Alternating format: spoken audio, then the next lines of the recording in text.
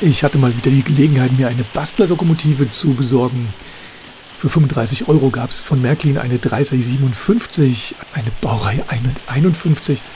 Die erste grüne Variante, die Märklin von der 151 herausgebracht hat, und da die Lok nur 35 € gekostet hat und ich keine grüne Variante der 151er habe, habe ich da zugeschlagen und mir die Lokomotive zugelegt. Und da die Baureihe 151 für mich eine sehr interessante Lokomotive ist, es müssten die letzten 6-Achser gewesen sein, die auch im Original hier auf die Schiene gestellt wurden, wenn mich nicht alles täuscht. Falls ich mich irre, dann schreibt es mir bitte in die Kommentare, dann korrigiere ich das gerne. Denn danach wurden meiner Ansicht nach nur noch 4-achsige Lokomotiven bei der Bundesbahn in Betrieb genommen. Ich möchte anfangen mit der 3058, die beige-türkis-Variante, denn es ist die von Märklin als Farbvariante zuerst auf den Markt gebracht wurde, und das war 1976. Hier ein Originalkatalogbild aus dem 76er Katalog, und sie unterscheidet sich in erster Linie durch die komplett noch silbernen Pantographen, und die Signalhörner waren hier angespritzt, kann man auf dem Bild sehen. Das heißt, sie sind hier einfach in der gleichen Farbe wie das Gehäuse, in diesem Beige-Ton. Hier dann ein Foto von meiner 3058, hier handelt es sich dann um die erste Variante. Hier die Lokomotive nochmal von der Seite.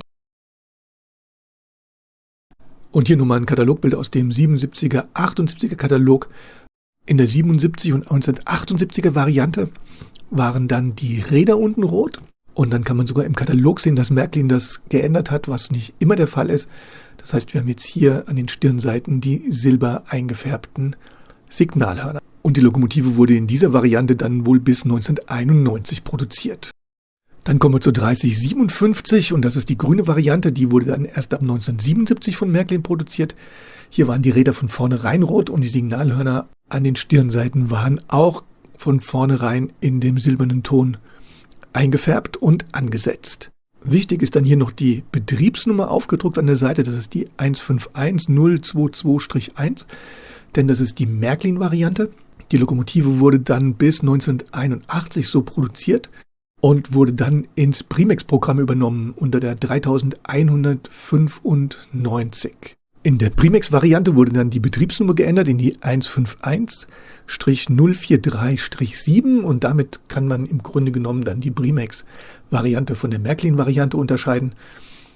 Denn die Primex-Variante ist ansonsten meiner Ansicht nach komplett gleich geblieben. Es wurde hier also nicht irgendwelche silbernen Fensterrahmen entfernt oder weggelassen, sondern es ist meiner Ansicht nach genau die gleiche Lokomotive, wie Märklin sie bis 1981 im Programm hatte.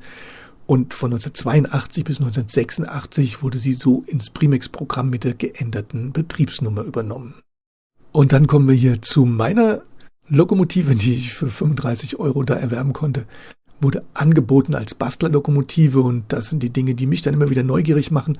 Die Lokomotive sollte laufen. Es wurde hier wohl der Halter für den Umschalter abgesägt, und für 35 € habe ich gedacht, da kann man nichts falsch machen, zumal ich die grüne Variante bis dahin noch nicht hatte. So kam die Lokomotive dann hier an, ohne Packung. Ist dann die Primex-Variante, kann man erkennen an der Betriebsnummer. Die Lokomotive selbst war in einem relativ guten Zustand. Man kann sehen, dass hier im unteren Bereich auf der linken Seite der Rahmen von den Drehgestellen nicht ganz sitzt. Deswegen sind unten die Räder hier auf der linken Seite mehr zu sehen als auf der rechten Seite, und die Pantographen oben sind auch nicht im besten Zustand, sind hier ziemlich verdellert und verbogen. Ansonsten haben wir nur ein paar kleine Lackabplatzer in erster Linie oben an den Leitungen, die sich auf dem Dach befinden, und der Rest sieht eigentlich noch ziemlich gut aus. Es scheint auch nichts abgebrochen zu sein, denn da sind meistens die Signalhörner, die bei den Lokomotiven fehlen, aber hier ist eigentlich noch alles dabei. Ich bin dann erstmal hingegangen und habe die Dachstromabnehmer korrigiert. Das geht relativ einfach. Das ist im Grunde genommen diese kleinen Blechzungen, die man hier biegen kann, um die Pantographen wieder in die richtige Form zu bringen. Ich bin dann noch hingegangen, habe unten mir diese Drehgestellblenden angeguckt. Die waren nicht richtig in der Position eingehakt. Also nur kurz die Schraube unten gelöst und wieder angeschraubt, sodass die Lokomotive nach der Korrektur der Pantographen und dem wieder richtig eingesetzten Drehgestellblenden eigentlich einen recht guten Eindruck macht. Und jetzt kommen wir zum eigentlichen Problem. Das heißt, die Lokomotive sollte ja fahren. Der Halter für den analogen Umschalter ist abgesägt. Das wurde aber wohl nur durchgesägt. Das heißt, es fehlt hier wohl nicht viel von der Höhe her. Das kann man hier sehen. Das Ganze sitzt hier relativ locker drin.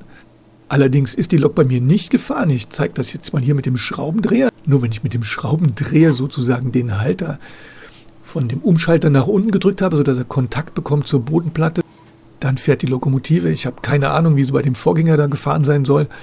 Wenn das Gehäuse oben drauf sitzt, hat sie bei mir zumindest keinen Mucks getan. Die Lampen leuchten, aber sie bewegt sich nicht. Und hier nochmal zum Vergleich die 3057 von innen, wo man erkennen kann, dass der Halter hier natürlich noch fest ist, aber dass im Grunde genommen bei der abgesägten Variante gar nicht so viel vom Material her fehlt. Und bei genauerem Hinsehen kann man erkennen, dass hier schon in der Bodenplatte eine Schraube eingefräst wurde, beziehungsweise ein Gewinde eingedreht wurde, um eine Schraube zu befestigen, die dann wohl den Kontakt herstellen sollte mit dem schwarzen Kabel, was vorne zum Umschalter geführt wird. Was man hier sehen kann. So dass man hier schon versucht hat, sozusagen die elektrische Verbindung wiederherzustellen. Aber bei mir hat es in der Praxis hier leider überhaupt keinen Effekt gehabt. Dann war meine Grundidee, die Verbindung wiederherzustellen vom Fahrgestell zu dem Halter, indem ich hier im Grunde genommen ein Stück Draht eingesetzt hatte die Idee, das Ganze festzulöten. Aber der Lötzinn hatte da ganz andere Ideen. Das heißt, ich habe es nicht hinbekommen, hier eine definitiv stabile Verbindung mit dem Fahrgestell herzustellen, sodass ich das auch wieder verworfen habe. Und im Endeffekt bin ich dann hingegangen, habe auf der Rückseite von dem abgesägten Halter die komplette Farbe weggenommen und den Halter komplett blank gemacht. Dieses Kabel, was ja sowieso schon mit der Bodenplatte verbunden war, wieder angeschlossen. Und dadurch haben wir jetzt wieder eine komplett elektrische Verbindung. Den Umschalter habe ich jetzt nur mit so einem doppelten Klebeband, was so ein bisschen gepolstert ist, unten eingeklebt. Damit klebe ich normalerweise die Coder in die Lokomotiven ein, wenn ich sowas umbaue. Und damit wollte ich jetzt eigentlich erstmal belassen, weil ich noch nicht sicher bin, ob die Lokomotive auf Dauer nicht vielleicht doch einen digitalen Decoder eingebaut bekommt. Denn damit ist der volle Kontakt wieder gegeben. Wir haben wieder vollen Stromfluss und die Lokomotive dreht wieder ganz normal ihre Runden. Und für 35 € habe ich jetzt eine voll funktionierende 3057 bzw. Brimex 3195. Ich bin dann hingegangen und habe herausgesucht, was Märklin ansonsten noch für Baureihen 151 in der Zwischenzeit herausgebracht hat, weil für mich sind diese älteren Varianten die interessantesten. Dann gab es eine 3361 in beige-türkiser Farbgebung. Diese wurde produziert von 1991 bis 1994.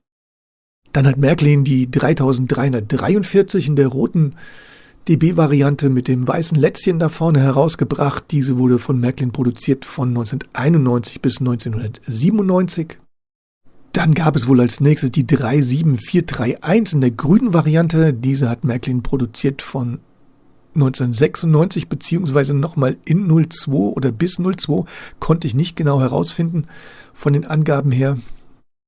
Dann gab es die Version einer Doppeltraktion in der roten Ausführung, die 37432. Diese wurde wohl 1999 produziert und gab es dann wohl nochmal in der Zugpackung 29645 in 2001 und 2002. Dann hat Märklin wieder eine grüne Variante produziert, die 39581. Das wohl ab 2002. Kann allerdings nicht sagen, wie lange diese produziert wurde. Dann gab es eine Güterzugpackung, die 29646 in der roten Variante der Cargo-Ausführung. Diese wurde wohl produziert in 2003 und 2004. Dann gab es eine 39582, eine Ausführung in der roten Variante von Raelion. Bin mir gar nicht sicher, ob ich das hier richtig ausspreche. Diese gab es wohl in 2005 und 2006. Dann gab es eine digitale Startpackung Güterzug Epoche 4, die 29151 mit der grünen Lokomotive. Diese gab es wohl in 2008 und 2009. Dann gab es die 26593, eine Doppeltraktion schwerer Kohlezug. Diese wurde wohl in 2014 produziert. Und als letzte Variante, die ich gefunden habe, die 37438, die SRI Rail Invest GmbH in der blauen Variante aus 2015. Dann habe ich noch eine Spur 1 Variante gefunden, und zwar in diesem Zebra Look. Diese ist wohl angekündigt, allerdings habe ich hier nichts in der Spurweite H0 gefunden. Ist möglich, dass mir da was durch die Lappen gegangen ist. Wenn da jemand von euch mehr weiß, schreibt es mir bitte in die Kommentare. Das Ganze ist natürlich jetzt der Stand von Anfang 2024, aber eine Ankündigung von der Zebra-Variante in H0 habe ich bis jetzt nicht gefunden. Und das waren alle Varianten, die mir jetzt hier so aufgefallen sind. Wenn ich irgendwas übersehen habe oder es noch irgendwelche Sondermodelle gibt, die ich nicht aufgeführt habe, dann schreibt es mir in die Kommentare. Würde mich sehr interessieren, was es da noch gab.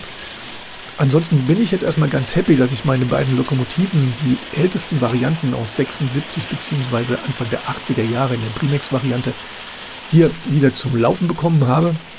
Und ganz besonders freue ich mich über die 35-Euro-Variante hier in Grün. Und damit bin ich durch mit der Märklin Baureihe 151. Ich danke euch wieder fürs Zuschauen. Demnächst gibt es dann wieder mehr und bis bald.